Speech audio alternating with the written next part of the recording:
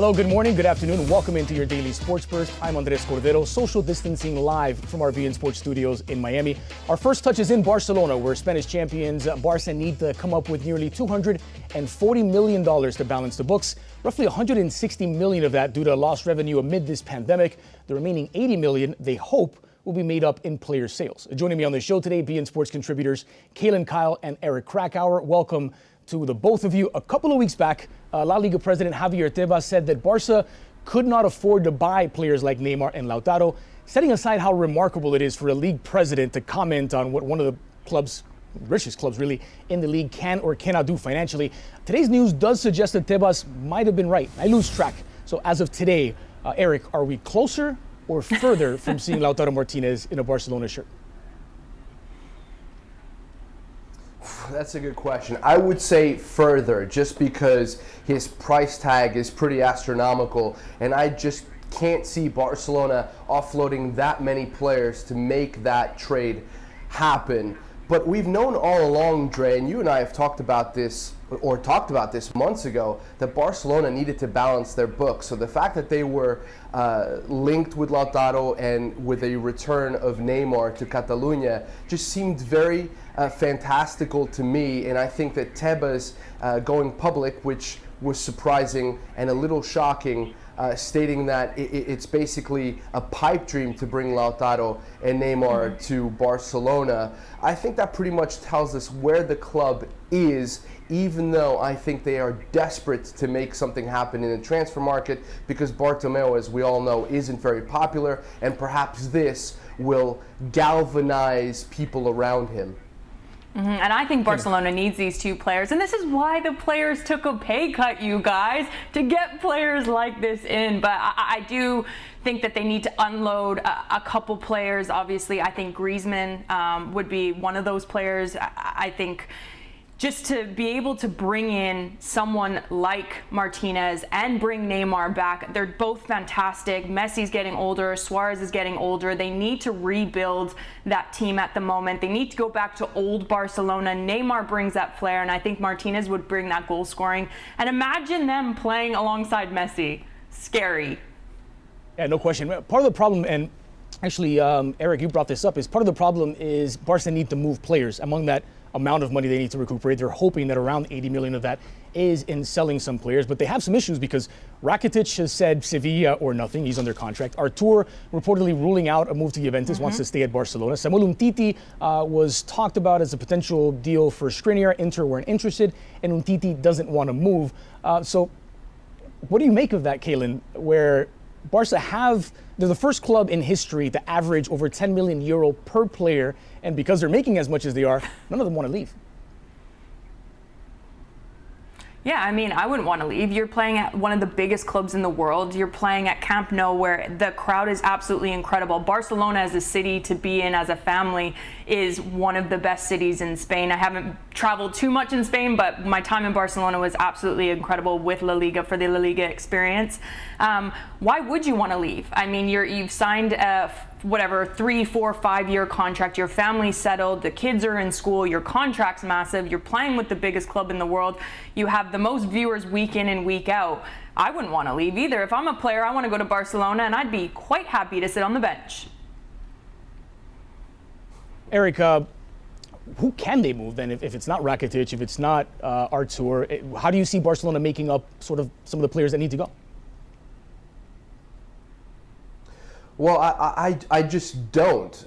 Just something that you mentioned, it just shows you how clubs like Barcelona and Real Madrid with Gareth Bale just offer these ludicrous contracts to players. And of course they're not going to be motivated to leave if they can sit on that money. And as Kaylin just suggested, she'd be happy on the bench making all that dough. I'd be happy not even making the game day squad and just sitting in the stands and enjoying a good game of football. But how do you offload a player like Coutinho, who's making what, 220,000 pounds a week, something like that, and maybe stretching that a little bit? It's just very difficult. And what is also a little bit of a head-scratching scenario is that some of the players that they could perhaps offload in a trade for Lautaro Martinez, like Artur Melo, well, he's being linked to Juve for Miralem Pjanic, which doesn't make sense. So not only does it not make sense that you would be bringing Miralem Pjanic, who's a great player, but he's 30 years old, and you already have a huge surplus of center mids in the team. You want to get younger. Kalen talked about the attack getting older. Well, the entire team as a whole is getting older. So why bring Pjanic in? Artur Melo seems like the kind of guy that Inter would be very happy to welcome in exchange for Lautaro with a few players. But I just think that the complexities are such that any trade is going to be very difficult to materialize. Mm-hmm. So Arturo Vidal looks like one of the players that's most likely to go, and Inter seems to be the most likely destination for him, but the Nerazzurri is said to be a little bit wary of his salary, which again goes back to the amount that players are making in Barcelona. Arturo Vidal reportedly making around $13 million per year. Kalen, do you like that move for the Chilean to head off to Inter, play for Antonio Conte? Yeah, I said this, I think last week on Sports Burst, I would have Vidal on my team all day long. He is one of those players that can play on both sides of the ball. He gets in the attack, he gets in the defense. You can start him and you can bring him off the bench and he's going to make an impact. I think he's been a bit of a scapegoat there at Barcelona, maybe for his personality off the pitch, or maybe a little bit vocal within the locker room. But I think it would be a great move to go to the to go to Italy. It suits his style of play. I mean, it's that get-in-your-face football, counter-attacking football, but then they also play. I think it would fit him brilliantly. But again, it's the money at the end of the day, and I think Barcelona have to think big picture. We're going to have to lose money here to get new players in on this team to make Barcelona what it used to be. Now, again, you go back to the old Barcelona team where they had some of the best midfielders in the world, Xavi, Iniesta. I mean, you can't replicate players like that, especially in today's world. It's a different game, but I think Barcelona is going to have to take kind of a slap on the wrist with money that they're going to lose for players in order to bring in who they want to bring in. Now, again, Eric, you made the point. Financially, now you're not going to get the money that you want for players. So it's a tricky one. But again, I would take Vidal all day long on my team. Let's just get to some of the comments as promised. Just Eric, real quick to take into consideration. I was just going to say, just very quickly, there are two things that factor into that Arturo Vidal potential move. One, he'd be reunited with Antonio Conte, and I think he was the most used player at Juve under Antonio Conte. And two, given the current financial situation in La Liga, there is talk of extending the wage cuts or the wage reductions to players. So it is very likely that a lot of these players making all this money at Barcelona will have to reduce their salaries, or they have already, but will have to see their salaries reduced for the foreseeable future in order for these clubs to make ends meet, for lack of better words. Right, let's get to some of the comments as promised. Regular on the comment section, Mo Sadi chiming in. How is Barca going to afford all of these transfers if they're missing 220 million euro in their budget? At this point, I do want them to win La Liga and see what happens when players don't receive their bonuses. That seems like a legal issue. Ariel Santos, my problem with the price tag around Lautaro Martinez is that his numbers don't justify the price tag. Yes, he's young, has a lot of potential, but that kind of money, you could get another Luis Suarez or a Paco Alcácer. Those two things are not the same, Luis Suarez and Paco Alcácer. And you can just get another Luis Suarez. Good luck. Albert Alcantar, what about Real with, I assume he means Real Madrid, with Mbappe, who is projected to be the most expensive player ever? I don't know that we're going to be breaking that Neymar transfer anytime soon, given the financial realities of a lot of the clubs, even at the highest level. Eric, or actually, let's go back to Kalen with this, because Miralem Pjanic, the other Serie A star aside from Lautaro Martinez, who's on Barcelona's radar, now Chelsea reportedly starting talks with Juve over a trade. It would be Jorginho for Pjanic. Eric mentioned a reunion between Arturo Vidal and Antonio Conte. This could see Mauricio Sarri reunited with one of his favorite players, Jorginho, in midfield. Pjanic would be going to Chelsea. Who wins in that trade? Who wins? I think Pjanic to Chelsea. I think he would suit that style of play. I mean, you have a man manager there that is proven to turn this Chelsea team around. They're young, they're up and coming. They've kind of revamped that Chelsea style of play. I think Pjanic would be fantastic there. Eric? I think Juve win. Jorginho is reunited with Maurizio Sarri. He was integral to his Napoli team. He became integral to his Chelsea team. He's massively undervalued. He's a huge contributor to Chelsea's midfield, even with Frank Lampard. He is younger than Miralem Pjanic, and he would go into a system that he's already very familiar with. And very quickly, somebody mentioned just go get another Luis Suarez in the comment section. Well, there is another Luis Suarez playing in Spain for Zaragoza, and he scored a few goals, so maybe that's the guy he's talking about. I don't think so.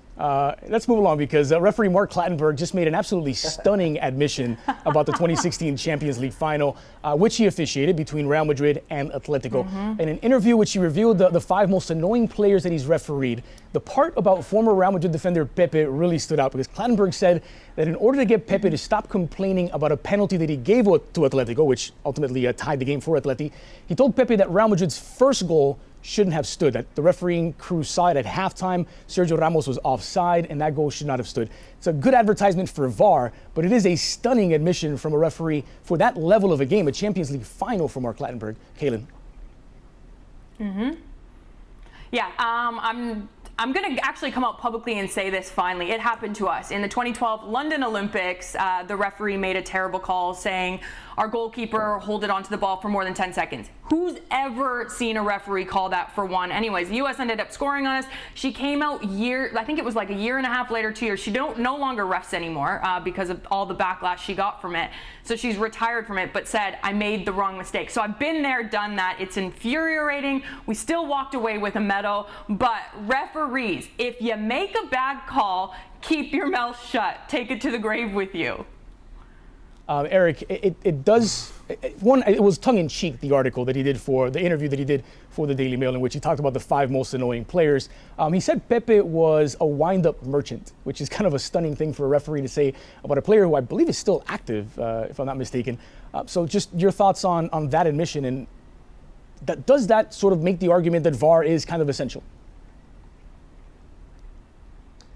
Well, it's an unbelievable admission, and to admit it during that game. I mean, saying, if he had just mentioned it now for the first time, well, he did publicly, but the fact that he says that to Pepe to keep him quiet, to control him, as Mark Clattenburg said, by the way, one of the best referees in the past decade in the Premier League, a guy who became the #1 guy after Howard Webb retired. And I had to look at that penalty call, by the way, after he made this admission. And it was a penalty, but it was one of those where it was kind of like 70-30 with Pepe going through Fernando Torres' leg. Griezmann actually misses the penalty. It's Carrasco who ties the game later on. I also remember from that game Mark Clattenburg's funny faces when Pepe was on the ground complaining about being injured, even though there was no contact, and even being Portuguese, I completely agree with Clattenburg that Pep would try to use dark arts and any sort of theatrical antics in order to get other players into trouble, even though he was the one who was most likely to get sent off. And I will end with this. Look, I think this is a bit of an advertisement for VAR. I know that there are a lot of complaints about VAR, particularly the offside calls, but if we rewind the tape on a lot of games, and actually that's what we've been doing during this pandemic, during this interruption to all the leagues, you see that there are far more egregious calls not made or made before the advent of that technology. Yeah, let's go back to the comment section here via Facebook Live. Brendan Burns, this is from Brendan Burns, I don't get all this Pjanic hype. Quality, yes, but on the wrong side of 30. We spoke with Jamie Easton this week about why it would make any kind of sense for Barcelona to try and swap Artur for Pjanic. In his view, it was mostly a cost-cutting measure where the salary of Pjanic would be, because he's on the wrong side of 30, less demanding than the salary for Artur, who was a player with a ton of football ahead. And if they'd like to keep Artur down the line, they're going to have to keep paying him more and more. And so I think that was more of a financial decision, not a sporting one. And Pjanic, obviously a very quality midfielder who hasn't had a very good season in Serie A this year. Bob Flickema, Pjanic for Jorginho would be great for both. Jorginho is too slow for the Premier League. Pjanic is not exactly a trailblazer. but sure enough. Guys, this week not this week, this entire season, we spent a lot of time talking about the dip in goals at Real Madrid and the lack of depth behind Karim Benzema when it comes to goal-scoring options. Well, now Marco Asensio is back from injury. Zidane is reportedly considering using Asensio as a backup striker. Call it a false nine if you like, call it a second striker, call it a center forward. Is that the right solution in your view, Eric? Is it the right solution? Maybe it is, and only time will tell. But it may be his only solution because you don't have Jovic due to his injury. He doesn't trust Mariano Diaz. So, Asensio could be an option, a player who's got plenty of skill, a lot of the attributes that could turn him into a goal scorer. I just don't know whether his goal scoring track record, which was obviously interrupted by injury, would necessarily translate into that position, but the skill set is there, so it could potentially work. And considering that nothing else is working right now in terms of the goal scoring side of things at Real Madrid, why not? Yeah, I agree with you on that, Eric. I think Asensio too, he's coming off injury, a massive injury. So that takes time to, get your feet back underneath you. That's not easy, but I do think Real Madrid, Benzema, now when he is on, he is on. And he went through, I think it was 7-8 goal game drought this past season, but he was flying 14 goals in the season. He would kind of change his style of play. He wasn't just posting up and being that big target. He was popping into the midfield, allowing others to get behind that back four, allowing the midfielders to get past him, their number 8 and number 10. So I think when Benzema's on, he's on. Now, do I think they need to bring someone else in, like an Mbappe, or a Haaland? Yes. I actually had an interview with Jesse Marsch that coached Haaland for a long time, and he's getting his confidence right now in Germany. He's proven he's a goal scorer through and through. I think that would be the perfect signing for Real Madrid. Obviously, it's difficult now because we've hit this crisis, so it's the money issue again. Can they afford someone like him at this moment? I think they have enough players to maybe offload to get money in, to bring in someone like a Haaland that it has proven in Germany that he is a force to be reckoned with, and that I think too, when Benzema decides maybe to retire, or if he's off or he's injured, he's at that age too. If he gets injured, who do you have to step up to be that number 9? Asensio? I don't think that is the right call. I think you need someone that is a proven goal scorer in a different league or in the same league, someone to come in to make a difference at Real Madrid. Yeah, interestingly, Florentino Perez, the president at Real Madrid, had already suggested that they're not going to be active in this upcoming transfer market, at least not in terms of bringing in players, which would suggest they're not going to bring in another center forward to either compete with or back up Karim Benzema. Asensio would be, I think, a decent option, but as you mentioned, Kaylin, he's been away from the game for a while, and even when he's in the game, he's not a volume goal scorer. Maybe it's a situation where you grab a winger, you put him in a more central spot, he gets more chances, more touches close to the box, and those numbers go up. But it is sort of a novel idea, and it just shows you that there aren't a lot of great solutions within the squad at the moment, because Jovic apparently out of favor. Mariano Diaz, I think, scored as many goals in 2 games as Jovic scored the entirety of the season, but even Diaz isn't necessarily one for the future for Real Madrid. I'm just going to get through a couple more comments here, because Jorge Wolf Hurtado says it's the same thing they did with Morata. He was flying high at Juve, just like Mariano was at OL. And Freddie Barros, Mariano Diaz should be trusted more, because why bring him back if you're not going to use him? He's a good striker. It's insane that Mariano was at Real Madrid, in Madrid, for most of the season without even making the bench this campaign. And he refused a couple of moves to go elsewhere during the January transfer market because he was adamant he wanted to keep his place at Real Madrid.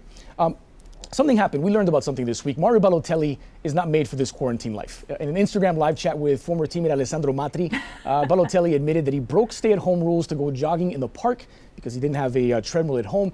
And he joked that for the first 3 days, he was eating cardboard and biting chunks off of the wall because he can't cook. And I identify very, very closely with that. That got us thinking, though, who are the 5 players just not suited for this quarantine life? And I'm going to offer up a few, and I'd just like you guys to comment. So first up, the aforementioned Balotelli, jog in the park aside, just imagine the damage that Mario can do alone at home with a closet full of fireworks and way too much time on his hands, Eric. Yeah, well, we've seen what happens when he has fireworks in his possession, and I wouldn't think it would be outrageous that he would attempt to use them once again. Okay, Kellen, I'll give you another one here. It's Jack Grealish. Remember when the Aston Villa man told everyone to stay at home, and then he broke the UK's strict lockdown rules, partied all night, and then drunkenly smashed his Range Rover into some parked cars. That cost him $200,000 in fines, nationwide shame, and he jeopardized a potential $140 million transfer to Manchester United. Good times. I mean, these are where you need friends around you to just reel you in. Sort your life out. I mean, you're going for a massive transfer and you decide, you know what, I'm going to go against what the government's saying. I'm going to get hammered and then I'm going to crash my car. Seems like a good idea to me. Check. Here's another one for you, Eric. Kyle Walker. And he broke the lockdown rules once by hosting a, let's call it, adult-themed party at his house. Then he did it again by driving some 40 miles to Sheffield to visit his family. Admittedly, that second one is less provocative, but he was adamant that he couldn't not hug his sister after that 40-mile drive. The first one, though, was good enough to make, I think, this list. Well, and I think that first one happened on the first day or a day prior to him recording a PSA encouraging people to stay at home, which reminds us it's do as I say and not as I do. Okay, and here's another one for you. Luka Jovic, it's really simple here. He fell off of a wall in Serbia. He fell off of a wall in Serbia, broke his foot, done for the season. Dre, I feel like you're giving me all the guys that literally I would release from my team. I mean, this is a perfect opportunity for Real Madrid just to cut ties with him. There's definitely something in a clause in his contract because there's no way. And he first came out and said that he did it whilst he was training. Someone close to the family said, no, he actually fell off a wall. So whoever the close person is in the family needs to get axed from that family. And I mean, I can't see his time in Real Madrid sticking. I think this is him done. Okay, and this one I guess is for the both of you. We'll begin with Eric. The entire Tottenham team. Remember when Jose Mourinho ignored the UK's coronavirus guidelines, took the team, some of the star players, to train in a North London park? Mourinho was then shamed by London's mayor, Sadiq Khan, had to issue a public apology in which he said, you shouldn't go to the park with anyone who's not in your family. Eric. Yeah, I guess the only silver lining that I can find in this story is that they were trying to get into shape. And if your name is Tanguy Ndombele, you're trying to win over Jose Mourinho, who's basically discarded you, even though you're the most expensive signing in Tottenham Hotspur history. Gillian, you want to build up on the Spurs at the park story? I mean, they're just trying to train, but again, it's just stupidity in a time like this. Just follow the rules. Everyone's watching you under a microscope of what you're doing, and then you make it on shows like this where we can absolutely rip you apart. So I guess thank you. One of our very loyal viewers, Rich Murray, says, what was Jovic doing on a wall in Serbia? That's what we're all asking, Rich. We just want to know what Jovic was doing on a wall, how he fell off, why the initial story was that he was training and got injured, and then that turned into a very weird story of him falling off a wall and hurting himself. We've only got a few seconds left on the show. There were a couple of submissions here for players who should be added. Ronaldinho was there. I believe Ronaldinho went to prison before the quarantine. I'm not 100% sure, but he is definitely not cut out for that quarantine life. There is one, by the way, major hurdle that might have been crossed just now in this story about getting all 26 Major League Soccer clubs playing in Orlando, close to Kaylin Kyle's former home when she was playing for the Pride. That is the governor of Florida, Ron DeSantis, has basically welcomed all professional sports. So with plans like the NBA potentially playing in a camp in Florida, Major League Soccer potentially playing in a camp in Florida. Now the governor has said, bring it. We'll figure out the logistics. We'll help you out. We'll do whatever we can. So Kaylin, can we look forward to Major League Soccer in Central Florida this season? I have 10 seconds. It's never going to happen. I've talked to a few players that play in the league, but to get a pay cut, then to do 2 months in Orlando, it won't happen, and I think it'll come from the players. Okay, I think with that, we're going to leave it alone. But Eric, we have Clásico at home tonight, Friday, 10 p.m. Eastern. We've been putting old Clásicos on beIN Sports for you. They've been some of the most brilliant matchups between Real Madrid and Barcelona in recent seasons. Plus, as always, tune in for Sports Burst PM. That's at 7 p.m. Eastern before your Clásico at home. My guest tonight is Oscar Pareja. Speaking of Orlando, he is the current Orlando City manager and one of the most interesting men in Major League Soccer. I'm going to speak with the Colombian tonight at 7 p.m. Eastern. We'll ask about that potential camp in Orlando and plenty more. He's one of the philosophers of Major League Soccer. I'm looking forward to that chat. Thanks, as always, to Kaylin Kyle and to Eric Krakauer. I'm Andres Cordero. Thanks to all of you at home for watching and for commenting on Facebook Live. See you again at 7 p.m. tonight.